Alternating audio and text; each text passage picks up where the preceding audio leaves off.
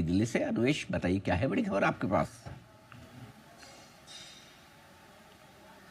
Sir, इस बार जो खबर है वो भारत फोर्ज को लेकर है। भारत फोर्ज के लिए एक बड़ी ऑर्डर यहाँ पे आता हुआ दिख रहा है। पहला है एटैग्स यानी कि advance towed artillery gun system. Already एक डील साइन हो चुकी है जिसमें भारत फोर्ज और टाटा एडवांस सिस्टम मिल करके 307 एटैग्स बनाएंगे। लेकिन अब अगली खबर यह है, जो आगे की खबर है, कि भारतीय स्थल सेना को 1500 की जरूरत है, जिसका मतलब है कि 1193 और एटैग्स बनाए जाएंगे, जिसकी कुल कीमत होगी 25,000 करोड़।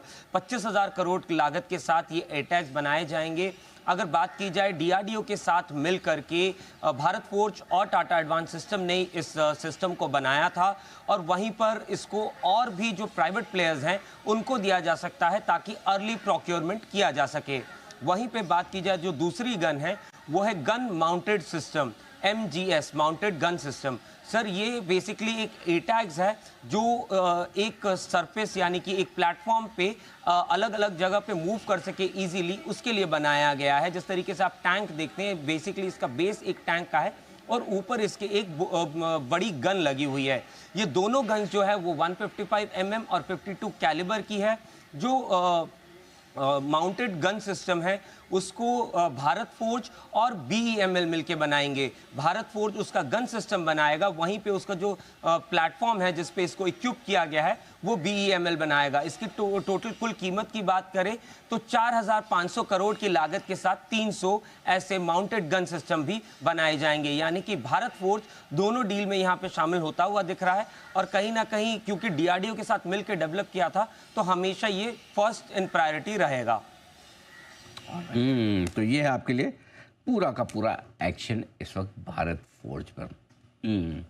चलिए बढ़ते आगे। बढ़िया खबर आती हुई भारत फोर्ज के लिए, और ये कुछ बड़े ऑर्डर्स मिलने की तैयारी भी है। BEML के लिए भी अच्छी खबर है, ये साथ में मिलकर एक सिस्टम डेवलप करने की बात कर रहे हैं। डिफेंस शेयरों पर ही एक बार जरा राय ली जाए चोपड़ा साहब की। चोपड़ा साहब, अच्छी खबरें एक के बाद एक आ रही है, ऑर्डर्स भी मिल रहे हैं। आपकी पसंदीदा लिस्ट में कौन से शेयर है सर? अनिल जी, देखिए, जितनी भी कंपनीज है जो डिफेंस में काम कर रही है, मैंने कई बार ये बात चर्चा करी है कि कभी कभी हमने देखा कि बहुत ज्यादा बाइंग हो जाती है, थोड़ा ओवर हीटेड हो जाते हैं काउंटर्स, तो गिरावट का इंतजार करना चाहिए।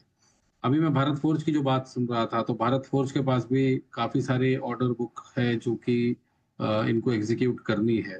और जिस तरह से चार्ट फॉर्मेशन भी हो रहा है और जिस तरह से बाबा कल्याणी का फोर्जिंग बिजनेस में जो जो प्रोग्रेस है, वो भी बहुत मानने वाली बात है। तो केवल ऐसा नहीं है कि जो सरकारी कंपनीज हैं जिसमें हम लोग आप अक्सर बात करते आए हैं, कोचिन शिपयार्ड, मैसगांव डॉक या GRSC के पास या BEL BEML के पास ही ऑर्डर्स आएंगे। तो इसमें प्राइवेट प्लेयर्स भी हैं जिनको बहुत काम मिल रहा है। अभी मैं एक कंपनी से बात कर रहा था, उनको कुछ ऑर्डर मिला है AK-47 की बुलेट्स बनाने का। तो और ये हजारों हजार की तादाद में इस्तेमाल होती हैं। तो बहुत सारे जो ऑर्डर्स हैं डिफेंस के, वो प्राइवेट प्लेयर्स के पास जा रहे हैं, जो कि बहुत अच्छी बात है क्योंकि इंक्लूसिविटी लानी पड़ेगी। अब अगर आपको याद हो, अभी ऑपरेशन सिंदूर के बाद जो एयरफोर्स चीफ है उन्होंने बोला कि HAL जो है वो ऑर्डर पूरे कर ही नहीं पा रहा है। तो सरकारी कंपनीज की एक अपनी समस्या भी है, उनका एक अपना ब्यूरोक्रेसी भी चलती है अंदर ही अंदर, और थोड़ा बहुत ढीलापन है काम में। तो नो डाउट जो प्राइवेट प्लेयर्स हैं वो भी बहुत अच्छे से पार्टिसिपेट करेंगे। तो मेरा ये मानना है कि अगर हमें वाकई 5 ट्रिलियन इकोनॉमी बननी है, और ये बात आई थिंक 100 बार बोल चुका हूँ, तो डिफेंस के बिना नहीं हो सकता। छोटे कंट्रीज के बहुत सारे काम हमारे पास आएंगे, शिप बिल्डिंग के काम आएंगे, डिफेंस इक्विपमेंट के काम आएंगे, एम्युनिशन के काम आएंगे। तो even companies like Mahindra and Mahindra, इनके पास ऑलरेडी बहुत बड़े बड़े यूनिट्स लगे हुए हैं, तो इनको कोई बहुत ज्यादा टाइम नहीं लगेगा कि डिफेंस के लिए कुछ डाइवर्सिफाई करें। तो मेरे को तो अच्छा लगता है पूरा का पूरा सेक्टर लॉन्ग टर्म पर्सपेक्टिव से गिरावट में लेना है। भारत फोर्ज बहुत अच्छा लग रहा है इस समय पर, और BEML भी मैं कहूंगा कि BEML is also looking very good on the charts. तो BEML में भी खरीदारी करी जा सकती है, और ये स्टॉक आपको हो सकता है 5,000 की ओर जाते हुए बहुत जल्दी दिखे। और इसके अलावा जो हम अक्सर बात करते आए हैं BEL की भी, BEL भी बहुत अच्छा स्टॉक है, थोड़ा गिरावट में लीजिए, बहुत अच्छा रहेगा। Similarly Cochin shipyard, Mazagon dock, इनको भी थोड़ा गिरावट मिली। ये स्टॉक्स काफी चल चुके हैं, तो यदि गिरावट में मिलते हैं यहाँ से 10-15-20% नीचे, तो बहुत अच्छे बायस हैं। मगर डिफेंस को आप ट्रेडिंग की तरह इस्तेमाल ना करें, ट्रेडिंग की तरह ना देखें।